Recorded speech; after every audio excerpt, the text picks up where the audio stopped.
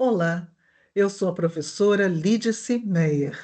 Sou doutora em antropologia e pós-doutora em antropologia e história.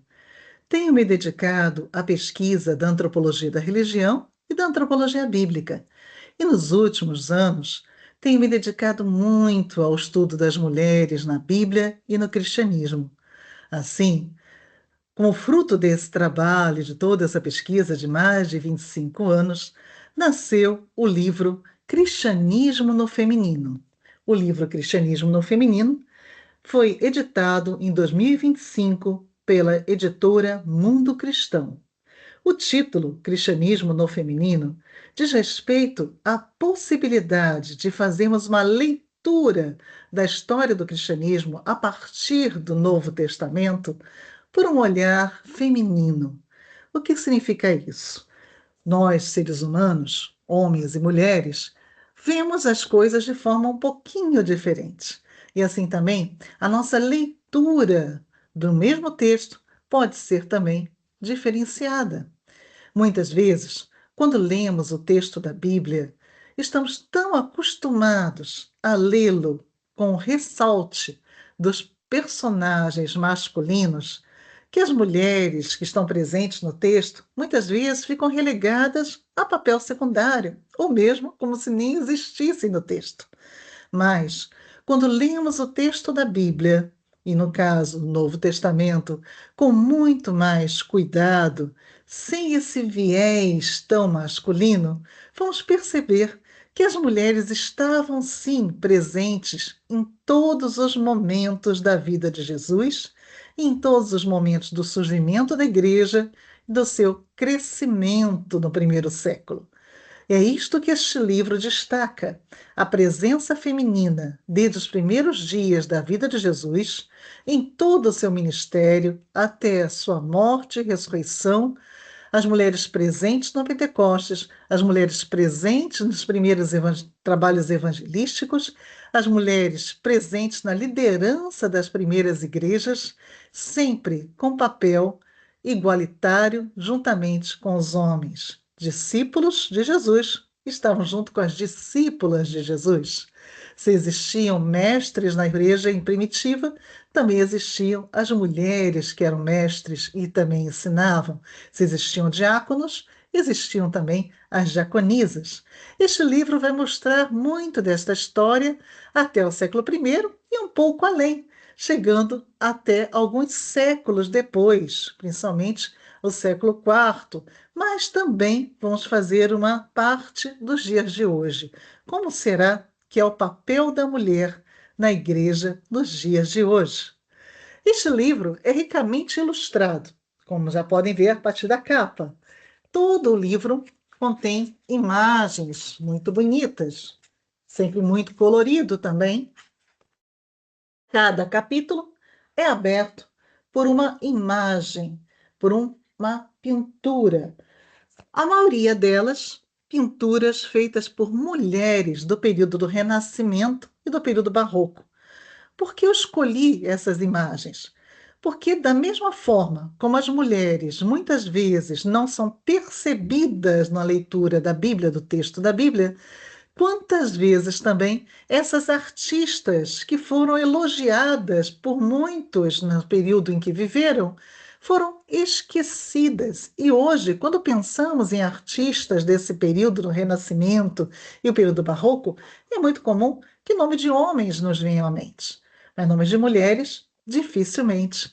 E é por isso que esse livro vai ser, então, ilustrado, com cada capítulo sendo aberto por uma ilustração, por uma pintura feita por uma mulher desse período. No caso, nós temos pinturas feitas por Artemisia Gentilieti, por Valentina Nelli, isso tudo na introdução a gente vai poder ver. Vamos ver também pinturas feitas por Bárbara Long e Lavínia Fontana, 4 mulheres artistas do período do Renascimento e do período Barroco, que retrataram os textos bíblicos. E é curioso, e eu gostaria de convidá-lo a conhecer cada uma dessas imagens e a estudá-la com cuidado.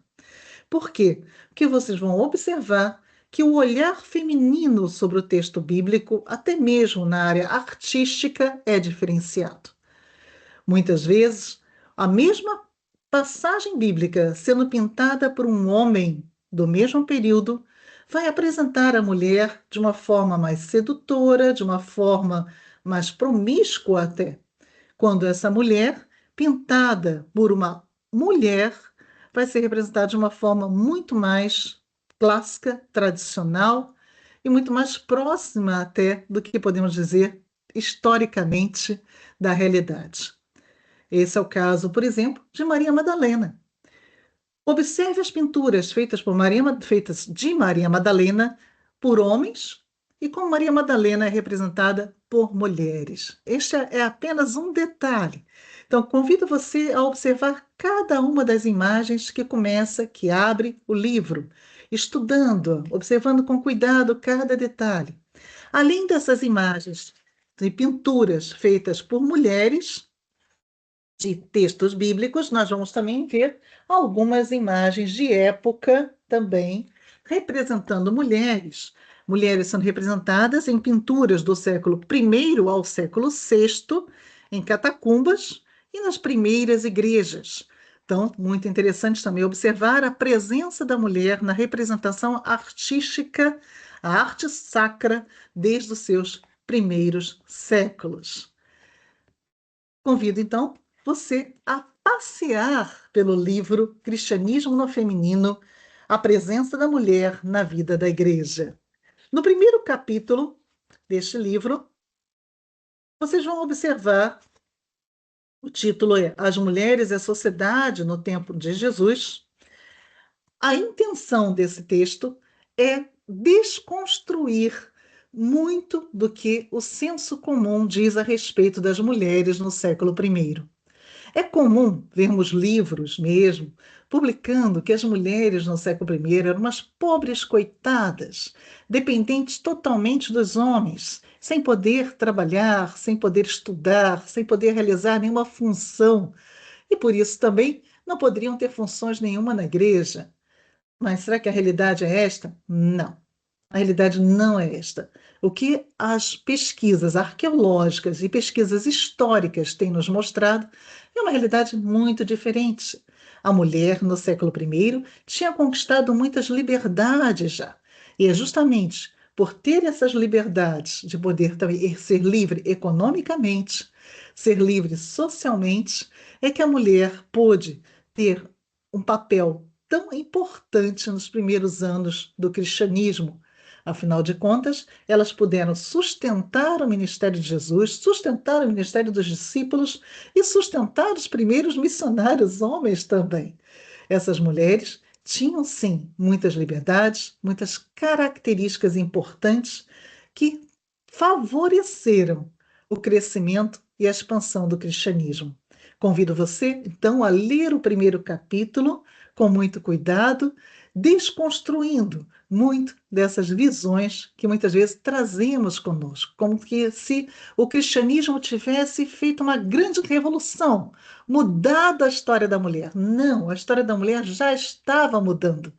Cristo nasceu na época certa para utilizar a mulher, assim como o homem, no seu ministério.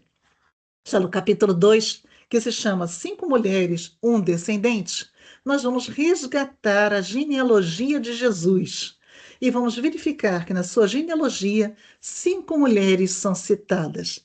Dentre essas mulheres, apenas 3 são de origem judaica, 2 não são, 2 são estrangeiras. O que une essas 5 mulheres? Quais as características em comum entre elas? Por que na genealogia de Jesus só 5 mulheres foram citadas, sendo uma genealogia que equivale a diversas gerações? O que tinha de especial nessas 5 mulheres? Mais uma vez, vamos desconstruir também alguns dos pensamentos que temos a respeito de genealogias. É comum também acharmos que as genealogias bíblicas só trazem nomes de homens. Não, isso também é incorreto.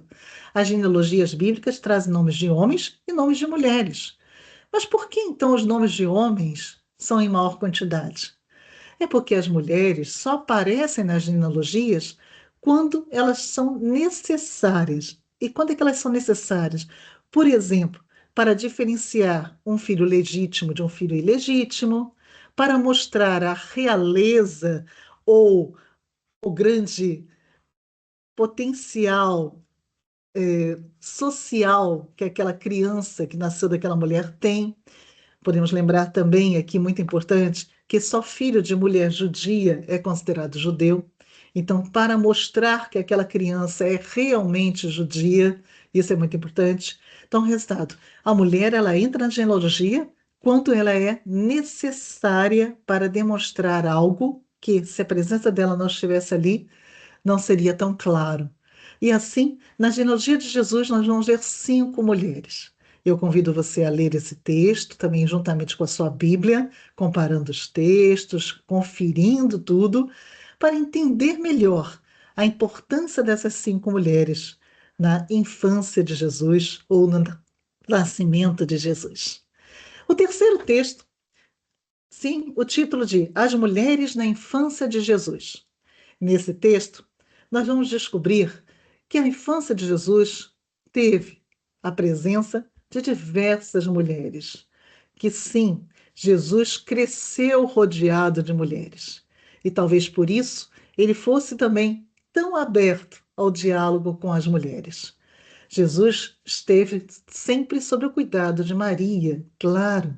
Nasceu como um bebezinho, indefeso, precisando do leite de Maria, precisando dos anticorpos que vinham do leite de Maria. Mas ele precisou também do carinho, do conforto, do aquecimento do seu corpo, do calor do corpo de Maria.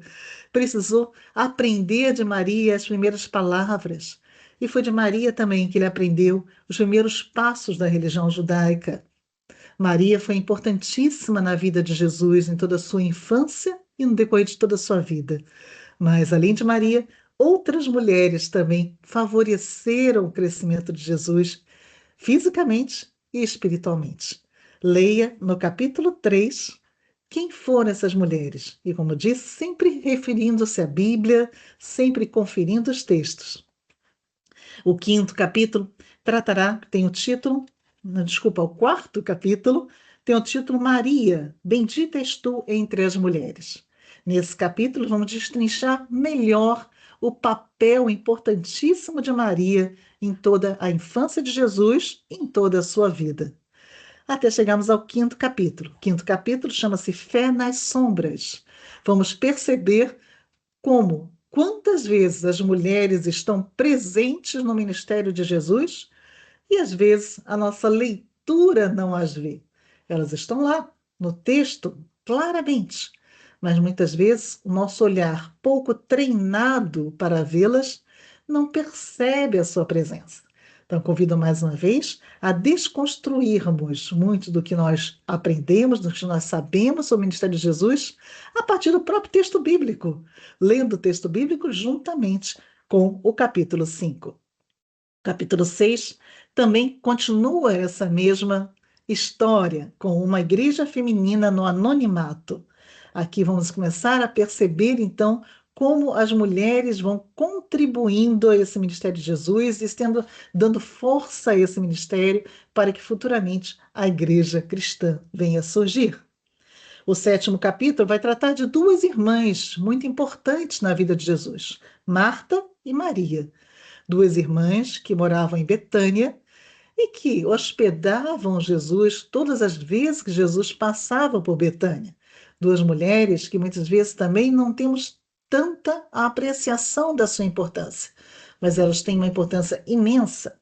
Podemos perceber, por exemplo, nesse capítulo, que Marta vai receber ensinos preciosos de Jesus, mostrando como Marta era alguém que tinha capacidade de compreender o ensino do Evangelho profundamente e, com certeza, também discutia a respeito desses assuntos com Jesus. Já Maria, temperamento bem diferente da sua irmã, também muito amorosa, muito chegada a Jesus, vai ser aquela mulher que vai comover Jesus de tal forma que faz Jesus chorar. É interessante que muitas vezes ouvimos essa palavra, Jesus chorou, Mas quem fez Jesus chorar foi uma mulher. A emoção de uma mulher comoveu o coração de Jesus. Conheça mais sobre Marta e Maria, essas duas discípulas de Jesus, no capítulo 7 do livro Cristianismo no Feminino.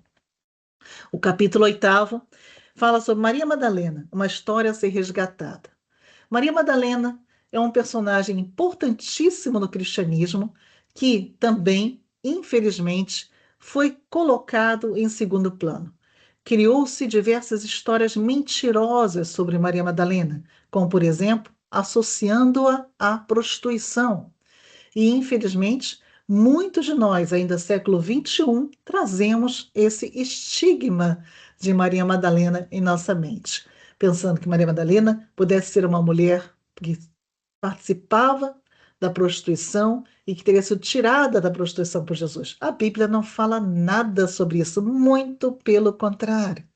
Maria Madalena é uma mulher de posses, uma mulher convertida, uma mulher que vai estar o tempo todo acompanhando Jesus, desde a sua conversão até a sua ressurreição. Aquela mulher que é a primeira a receber Jesus ressurreto. A mulher que recebe a ordem de Jesus de ir contar aos outros sobre a sua ressurreição. Se a Igreja de Cristo existe, foi devido ao testemunho de Maria Madalena. Precisamos resgatar a sua importância e desmistificá-la de tantas mentiras que foram contadas a seu respeito. Leia o capítulo Maria Madalena, uma história a ser resgatada, e resgate a importância desta mulher. No capítulo 9, diz as mulheres na paixão de Jesus. Neste capítulo, nós vamos acompanhar de perto os últimos dias de Jesus. Vamos ver esta última semana de vida de Jesus aqui na terra e quem foram as mulheres que estiveram ao lado dele dia a dia na última semana de vida antes da sua crucificação. No capítulo 10º, vamos ver ainda sobre mulheres nesta semana, essa última semana. Só que agora não são as mulheres que estão ao lado de Jesus. São mulheres que vão estar relacionadas com Pedro, com o apóstolo Pedro. 3 mulheres, um só arrependimento.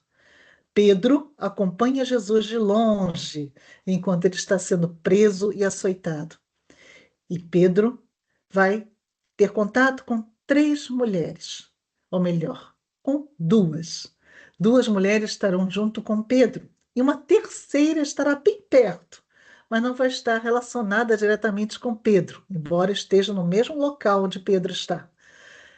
Descubra a história dessas mulheres e como elas foram também utilizadas por Deus no plano da salvação. O capítulo 11 tem o título Judaísmos, Cristianismos e Mulheres no Primeiro Século. É importante perceber que também, mais uma vez, vamos desconstruir um pouco da história do cristianismo. Por quê? Pensamos muitas vezes que a igreja cristã começa ali com Pedro, Paulo, e ela é igualzinha até os dias de hoje, como tivesse tido uma linha evolutiva única. Não foi assim. Não foi assim.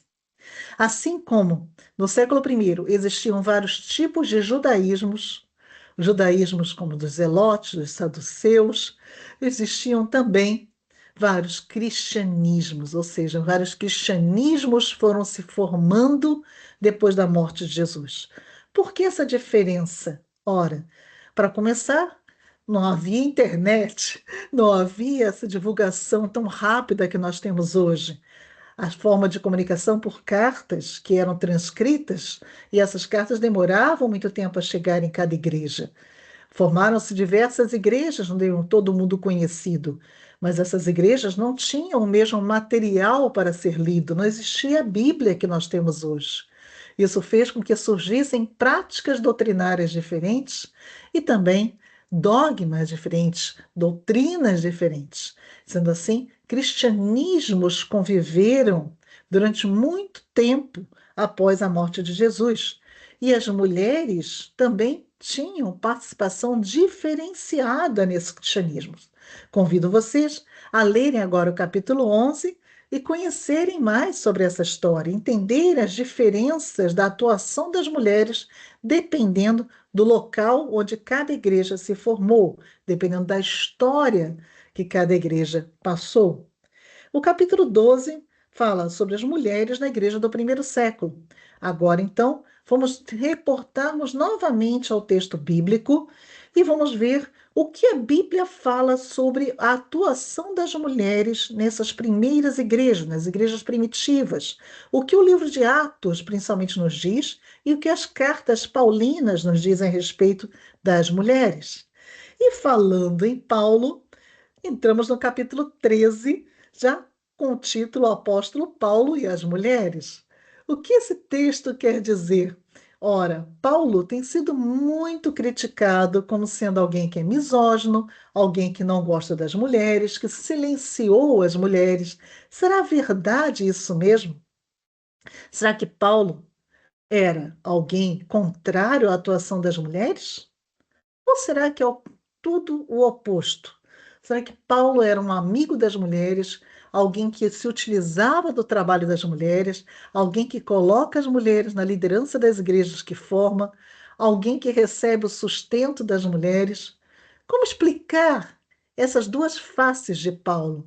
Como entender que o mesmo Paulo, que em Romanos 16 reporta-se a várias mulheres que contribuem junto com ele ao evangelho, e esse mesmo Paulo depois dizer que a mulher não pode falar na igreja, que a mulher tem que ser submissa aos homens e assim por diante. Como entender esses textos que parecem tão discrepantes, tão opostos?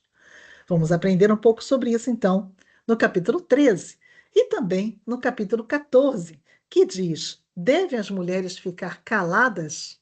Mais uma vez, vamos estudar outros textos da Bíblia que aparentemente silenciam as mulheres. Será que é isto mesmo? Será que não precisamos também compreender esses textos melhor, lê-los com um olhar menos voltado para aquilo que nos foi ensinado durante tanto tempo, ensinos tradicionais, que nem sempre significam que são reais, que estão realmente baseados na história? Convido vocês então a lerem o capítulo 13 e o capítulo 14 e entenderem melhor essas visões diferentes sobre a atuação da mulher em relação a Paulo. No capítulo 15, que tem seu título A uns e umas estabeleceu Deus, nós vamos ver a formação dos primeiros ministérios na igreja. Vamos entender como é que os cargos ministeriais eram desenvolvidos na igreja primitiva e como homens e mulheres igualmente podiam desempenhar essas funções.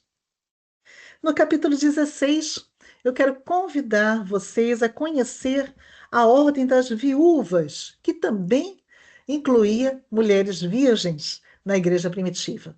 Uma ordem muito importante que ajudou não só no sustento espiritual da igreja, como no sustento também econômico da igreja. Uma ordem que continuou existindo durante os primeiros séculos da igreja e que só depois de muito tempo foi extinta. Mas a Bíblia ainda traz a memória dessa ordem. E vamos sair um pouquinho do texto bíblico. Vamos ler também os textos da patrística, chamada patrística, os textos dos primeiros pais da igreja, os primeiros registros que nós temos, tanto doutrinários quanto históricos da igreja, dos primeiros séculos. E vamos então resgatar a história dessa ordem das viúvas, mulheres que eram tão importantes na igreja primitiva, na igreja nos seus primeiros séculos. Depois, no capítulo 17, vamos falar também de outra função importantíssima na igreja executada por mulheres, tanto por homens, as diaconisas. Vamos ver como é que surgem as diaconisas, quais eram as suas funções iniciais, como as suas funções foram mudando no decorrer dos séculos, até que elas foram extintas na igreja. E vamos perceber que as diaconisas foram extremamente importantes também para o surgimento da enfermagem pública. Isso tudo também baseado em textos históricos, tanto da história da igreja inicial dos primeiros séculos, os primeiros historiadores até o século IV, como também as histórias dos pais da igreja. Vamos resgatar toda a história das diaconisas. E, por fim, nosso último capítulo não poderia deixar de ser as mulheres no ministério hoje. Assim, vamos discutir um pouquinho como hoje, século XXI, está o Ministério das Mulheres. O que é possível ser feito, o que existe, quais as igrejas que elas atuam, quais as igrejas que elas não podem atuar, e como é que isso poderia mudar?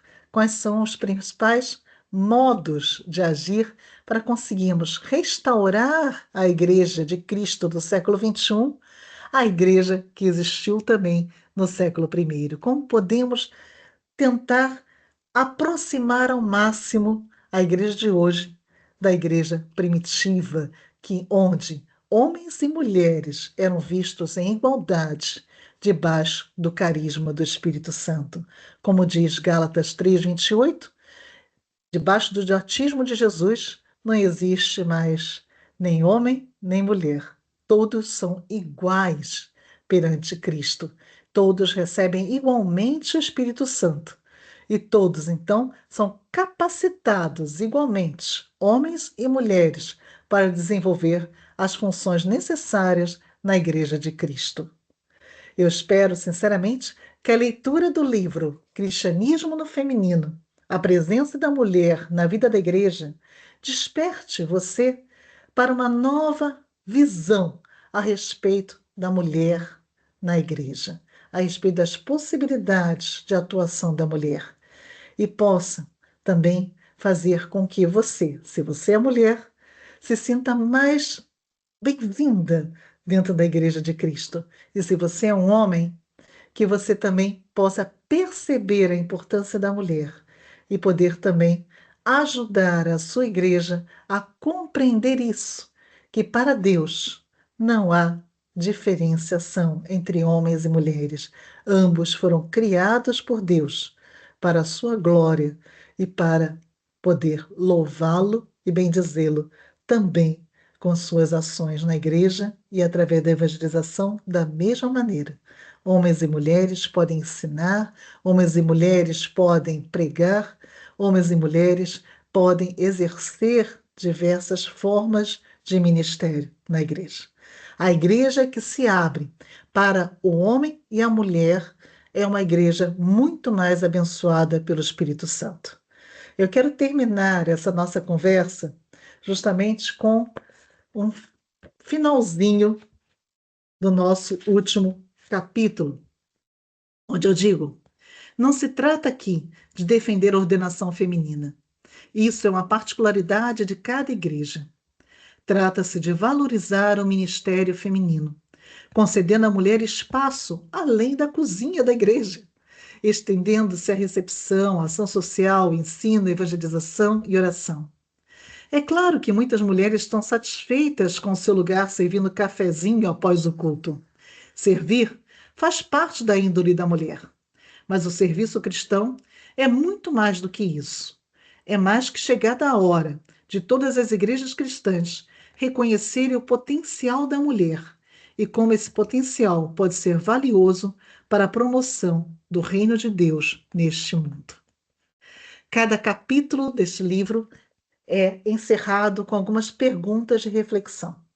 Eu convido você ou a estudar isto em grupo e discutir em grupo essas questões, ou mesmo sozinho, a refletir sobre cada uma dessas questões e, quem sabe, até mesmo essas questões possam ajudá-lo a repensar muito dessa história da mulher no cristianismo.